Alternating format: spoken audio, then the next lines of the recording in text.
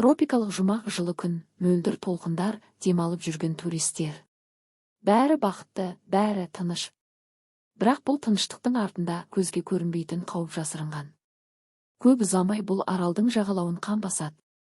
2025 жылға ең ерекше, ең қатыгез акулалы хоррор хищные твари. Оқиға экзотикалық аралда басталады. Бір топ турист жаңа әсер іздеп жергілікті балықшы ұсынған турға келіседі. Бұл жай ғана экскурсия емес, акулаларды жақыннан көру мүмкіндігі. Капитан Брус Такер алғашында ол тәжірибелі, көңілді кит сияқты көрінеді. Бірақ оның көзқарасында бір түрлі суықтық бар. Сіз байқамайсыз, бірақ ол бәрін алдын ала ойлап қойған. Катер ашық теңізге шығады. Алдымен бәрі қызық, су астында жүзген балықтар, алыстан көрінген үлкен көлеңке. Бірақ көп ұзамай саяхат тірі қалу шайқасына айналады. Брус Такер жай ғана гид емес. Ол маньяк. Оның ойыны туристерді алдап аш акулаларға жем қылу. Қармаққа балық емес, адам ілінеді. Ал акулалар олар бұл сәтті күткендей.